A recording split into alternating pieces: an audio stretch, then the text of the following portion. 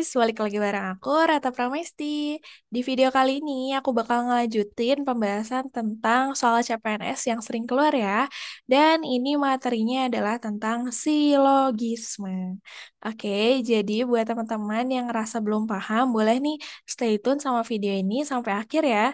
Jangan lupa juga nih buat bantu like, comment, share, dan juga subscribe channel ini biar nggak ketinggalan sama info-info dan pembahasan dari channel ini. Oke? Yuk, langsung aja kita bahas. Anyway, sebelum kamu tonton video ini juga kamu bisa kerjain dulu soalnya sendiri ya. Aku udah simpan linknya di description box, oke? Oke deh, langsung aja nih kita bahas. Jadi sini menuju ujian SKD CPNS karena memang beragam ya jadwalnya.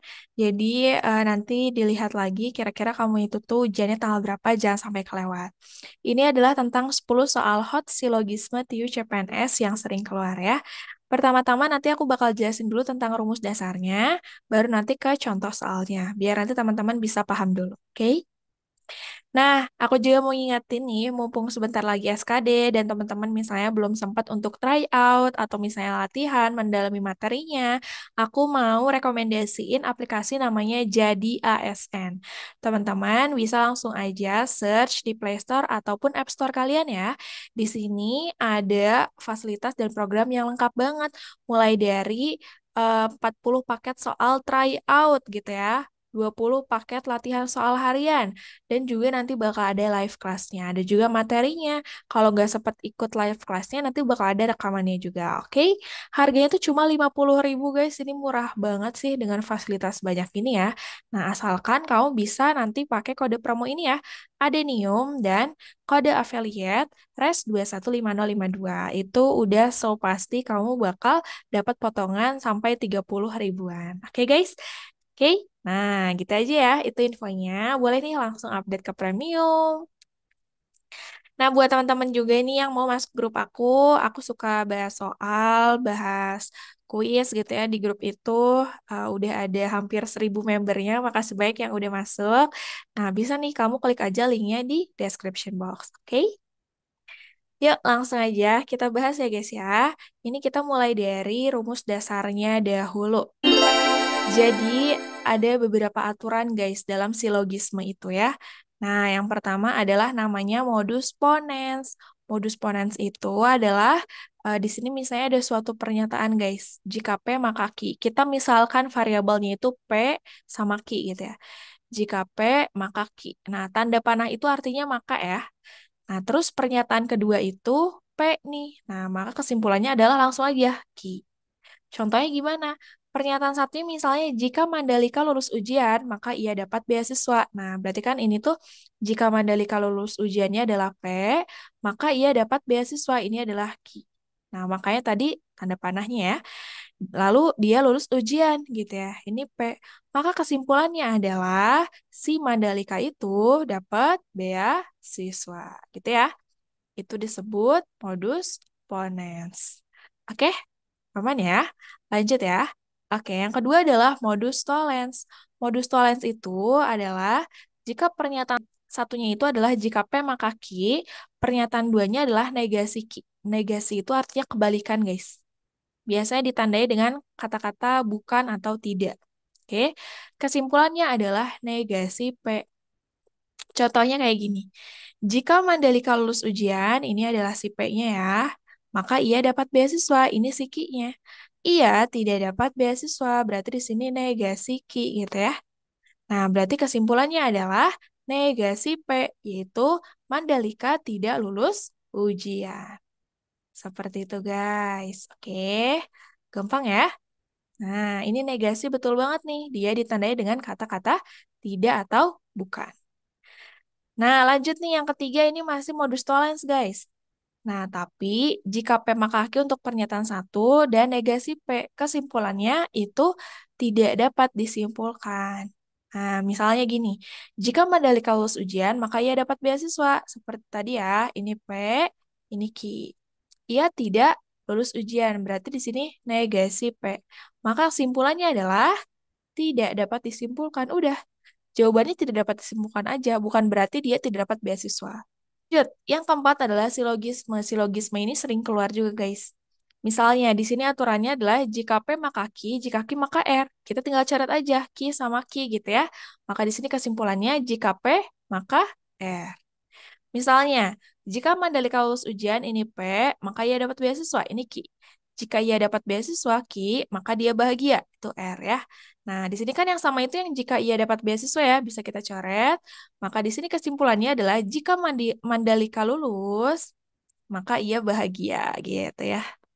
Teman-teman juga kan kalau misalnya lulus pasti bahagia ya. Amin gitu ya. Oke, yang terakhir nih, ini adalah ekuivalensi atau kesetaraan. Biasanya yang ditanya itu adalah ingkaran atau negasinya. Nah, jika P maka Q itu artinya adalah negasi dari P maka Q itu adalah negasi P dan Q gitu ya. Contohnya gimana? Contohnya di sini, jika Mandalika lulus ujian, ini P ya, maka ia dapat beasiswa, ini Q. Misalnya ditanya nih, ingkarannya gimana? Gitu ya, kebalikannya gimana? Nah, itu adalah berarti jika Mandalika tidak lulus ujian, Mandalika tidak lulus ujian, nah itu kan berarti negasi P ya, dan ia dapat beasiswa, gitu. Jadi itu adalah negasinya. Oke? Semoga paham ya, teman-teman. Bisa di screenshot dulu nih. Oke, kita lanjut. Oke, ini juga sering banget keluar nih, teman-teman. Ini adalah tentang partikular dan juga universal. Nah, di sini ada rumus-rumusnya juga ya. Misalnya, apa sih yang dimaksud dengan universal? Universal itu adalah pernyataan yang dia itu menyatakan keseluruhan. Contohnya, ada kata-kata semua, setiap, seluruh, tidak ada satupun. Jadi pokoknya ya semua anggota gitu tanpa terkecuali. Cuma memang istilahnya suka beda-beda aja gitu ya. Kalau partikular ini tuh yang menyatakan ada beberapa, sementara atau sebagian. Pokoknya nggak semua guys, yang cuma kecil aja gitu anggotanya ya. Oke, biasanya teman-teman kan ketemu soalnya kayak gini ya. Semua sebagian gitu ya, depannya di sini semua, di sini sebagian. Nah, biasanya guys, kesimpulannya itu adalah sebagian. Tapi hati-hati tidak selalu sebagian. Karena kita lihat juga opsinya nih. Kalau yang sebagiannya tidak cocok, tidak valid, maka dari itu bisa kita ambil opsi yang lain. Misalnya jawabannya semua ya, it's okay guys. Yang penting masih memenuhi si pernyataannya. Oke? Ini secara umum aja gitu ya. Lalu kalau misalnya ada kata-kata yang depannya itu semua, lalu ada setiap gitu, ini kan masih universal dua-duanya ya. Maka kesimpulannya juga harus universal. Terakhir, kalau misalnya di sini di sini ada beberapa, kan dua-duanya itu kan partikular ya. Nah, itu kesimpulannya adalah tidak dapat disimpulkan. Cuma biasanya jarang ya untuk tipe yang ketiga ini. Ada juga rumus yang seperti ini, guys. Jika semua A, maka B. Jika semua B, maka C. Nah, di sini bisa kita coret aja pakai metode coret. Yang samanya kan semua B ya. Maka kesimpulannya semua A, maka C gitu ya. Ada juga yang kayak gini, semua A maka B, sebagian B adalah C gitu. Di sini B-nya bisa kita coret. Nah, berarti kesimpulannya adalah sebagian A, maka C. Atau tadi ekuivalensi yang tadi guys. Berarti di sini sebagian negasi C dan B gitu ya. Oke, coba kita latihan nih.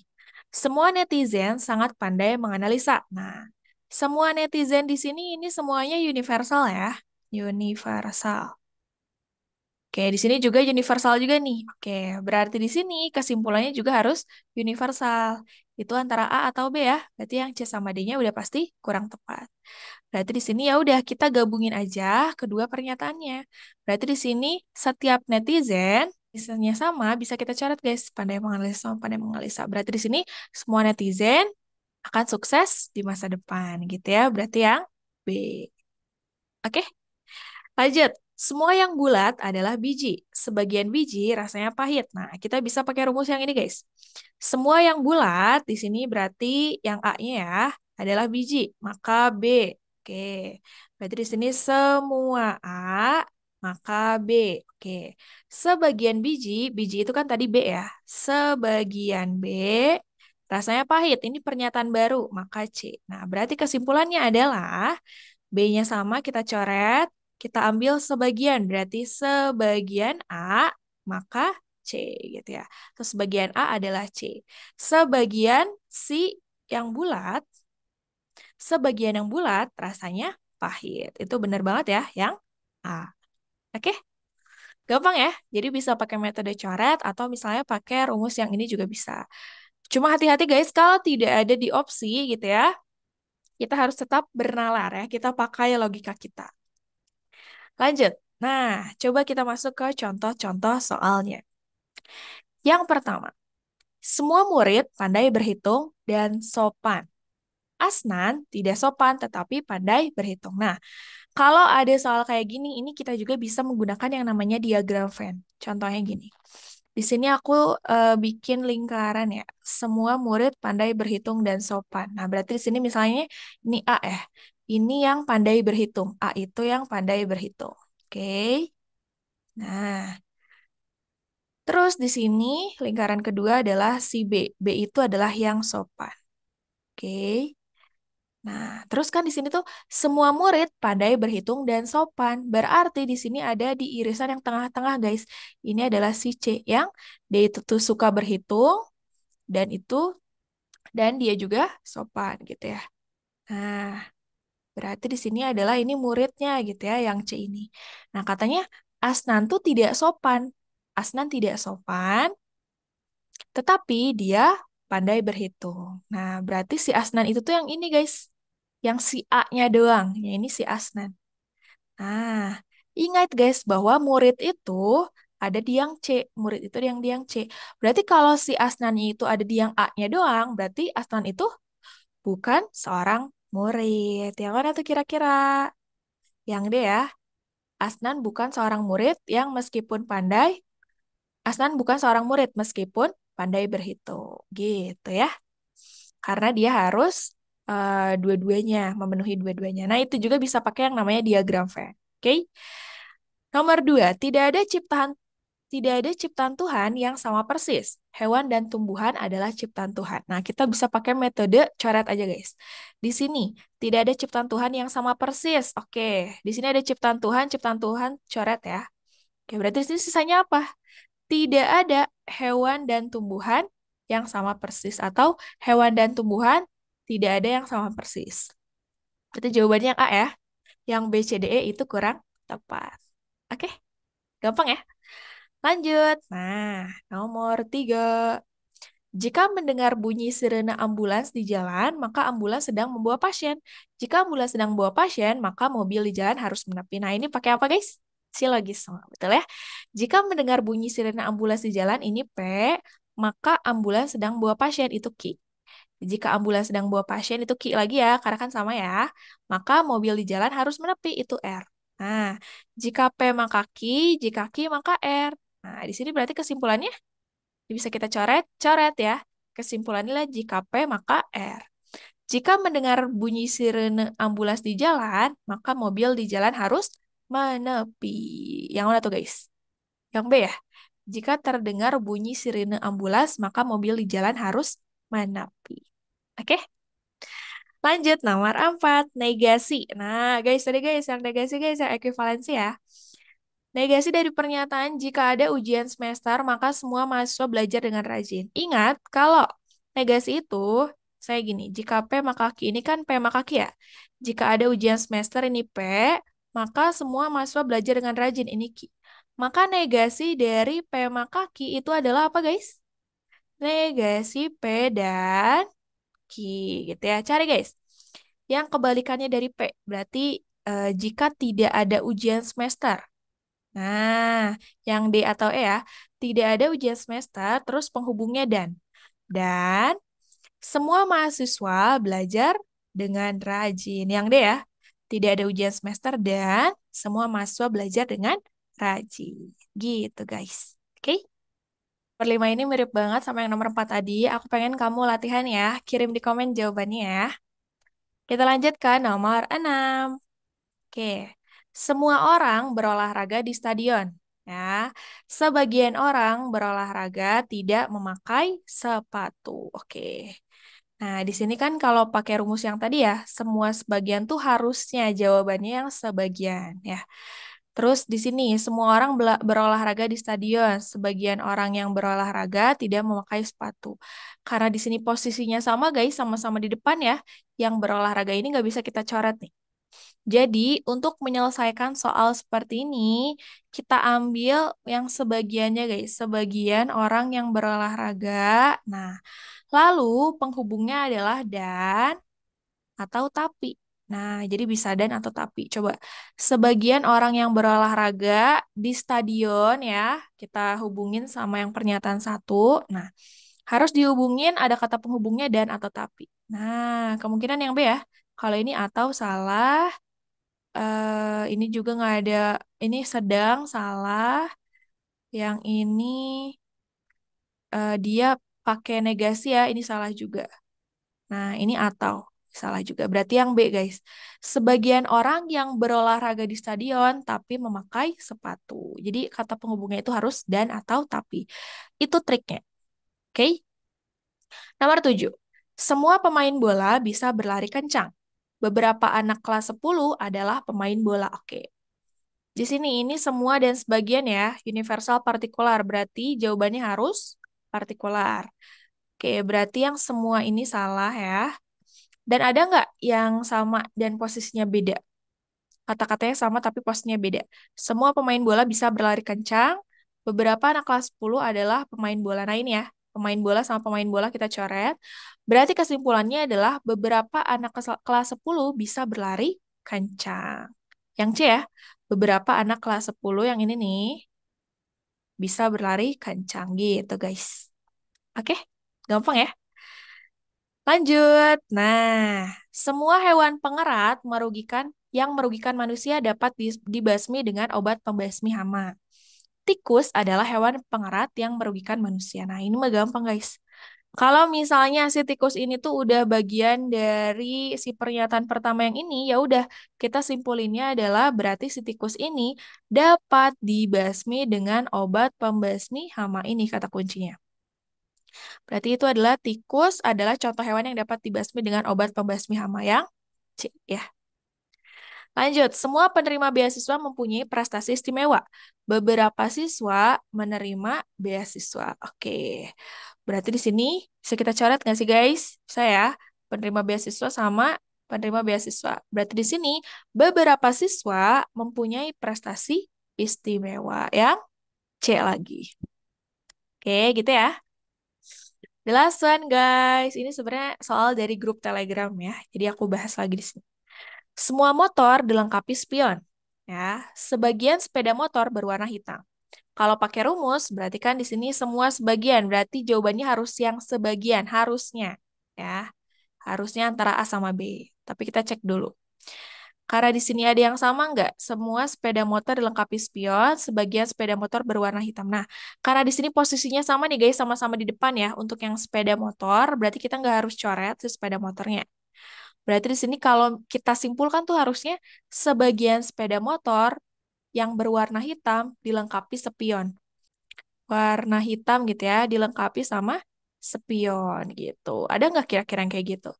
Sebagian sepeda motor berwarna hitam dan tidak dilengkapi spion. Nah ini ya, ini ada kata dan tidak. Kurang tepat. Sebagian sepeda motor tidak berwarna hitam dan tidak dilengkapi spion. Ini juga kita nggak tahu guys, jadi nggak sesuai sama si pernyataan di atas. Nah kemungkinan ini jawabannya antara C, D, dan E. Yang semua.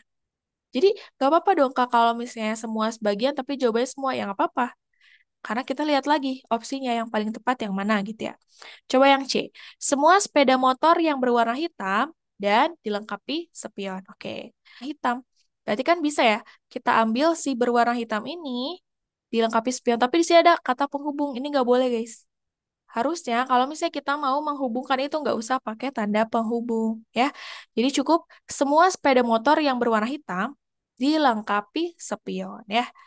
Oke, yang D gitu. Kalau yang E, semua sepeda motor tidak berwarna hitam dan tidak dilengkapi spion. Nah, ini juga kurang tepat guys, karena di sini malah negasinya. Padahal kita tinggal menyatukan aja ya dari si pernyataan kedua ke pernyataan pertama. Sebagian sepeda motor yang berwarna hitam dilengkapi spion. Dan gak usah pakai dan ya. Gitu guys, untuk pembahasan kali ini. Kalau misalnya aku ada yang kurang tepat, nanti boleh koreksi dan diskusi aja ya. Kita sama-sama belajar di kolom komentarnya. Oke? Nah, di sini ada nih, ada PR yang kedua ya. Tadi kan PR pertama yang tadi nomor 5 ya. Sekarang PR keduanya yang ini guys. Kira-kira menurut kalian, silogisme yang tepat itu yang mana? Kirim di komen ya untuk dua jawaban tadi. Untuk yang benar nanti bakal aku love. Gitu aja guys dari aku. Aku ingetin lagi buat teman-teman yang mau premium di JDSN, aku rekomendasi banget karena soal-soalnya itu luar biasa. eh, Cukup sesuai gitu ya sama SKD yang sebenarnya. Dengan 50.000 aja bisa pakai kode promo Adenium dan kode affiliate Trust 215052. Buat yang mau masuk grup langsung aja klik link di deskripsi. Gitu aja dari aku. See you again untuk video berikutnya dan semangat semoga teman-teman bisa lolos CPNS 2023. Thank you for watching and bye.